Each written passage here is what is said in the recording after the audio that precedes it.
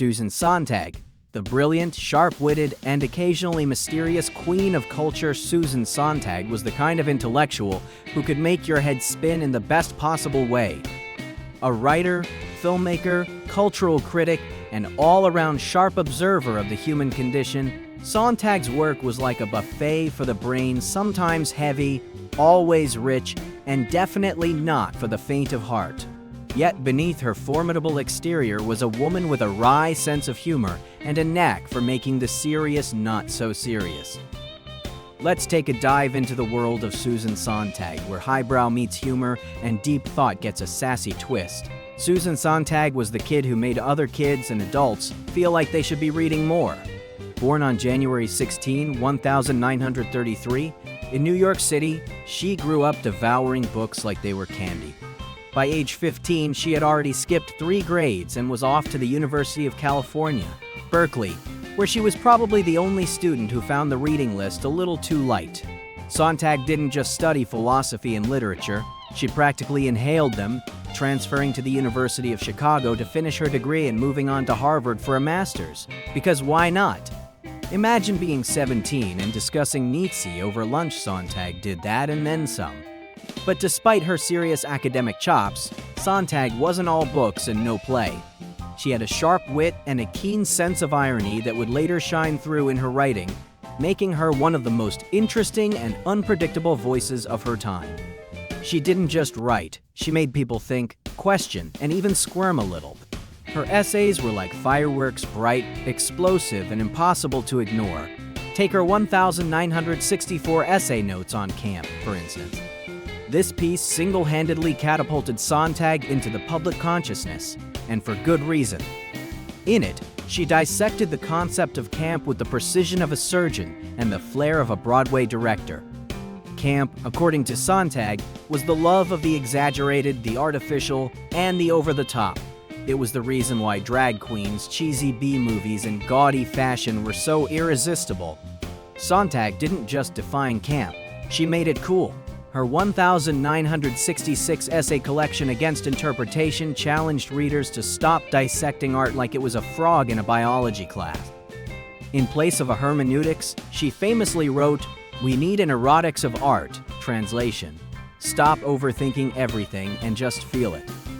It was a call to arms for anyone who had ever been bored to tears by a lecture on symbolism in 19th century poetry. But Sontag wasn't just about pointing out the quirks of culture.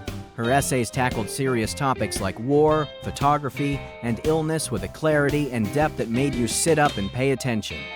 Yet, even when she was dissecting the horrors of war or the complexities of illness, there was often a glimmer of that dry humor, a sense that Sontag saw the absurdity in everything, even in the darkest corners of human experience.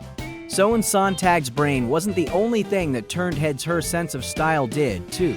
Picture this. A sleek black bob, a wardrobe filled with black turtlenecks, and an air of mystery that could rival any film noir femme fatale. Sontag's look was iconic, a kind of uniform that screamed serious intellectual, but also whispered, "I might be at an avant-garde film screening later, and no, you can't sit with me." The thing about Sontag's style was that it wasn't just fashion. It was a statement. It was as if she was saying, "I'm here to think, not to blend in," and think she did. Sontag could walk into a room and instantly elevate the conversation, turning a casual chat into a philosophical debate faster than you could say existentialism. Yet, even with all that brain power on display, she remained enigmatic, always keeping a bit of herself hidden, like a plot twist you didn't see coming. Of course, Sontag wasn't exactly forthcoming with personal details. She was a master at keeping her private life private, which only added to her mystique. When she did speak about herself, it was often in the context of larger intellectual ideas. She once said, "I don't think of myself as a woman writer, I'm just a writer." It was a line that underscored her refusal to be pigeonholed by gender, genre, or any other category you might try to place her in. Sontag was nothing if not full of contradictions. She could be fiercely serious one moment and delightfully irreverent the next. Her love of high culture didn't stop her from enjoying pop culture's guilty pleasures. She had a soft spot for campy films, a passion for ballet, and a complicated relationship with the concept of seriousness. She once quipped, "One of the main sources of seriousness is humor." And that's Sontag in a nutshell, able to find the serious in the silly and the silly in the serious.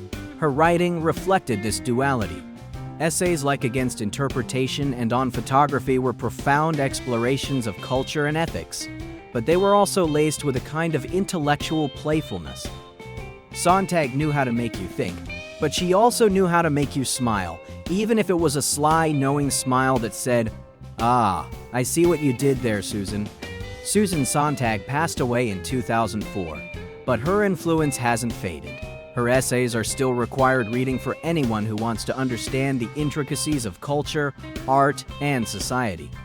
But beyond that, Sontag's legacy is one of embracing the complexity of life, of not shying away from the difficult questions, and of finding humor even in the most unexpected places. Sontag wasn't just an intellectual giant. She was a cultural icon who knew that life was too short not to enjoy the occasional campy movie or ironic quip. She showed us that being serious didn't mean being dull, and that even the sharpest minds could appreciate the absurdity of it all. So, next time you're pondering the meaning of art, wrestling with a philosophical dilemma, or just picking out a black turtleneck, think of Susan Sontag, the brilliant, stylish, and occasionally mysterious queen of culture, who reminded us that, in the end, it's all a bit of a laugh.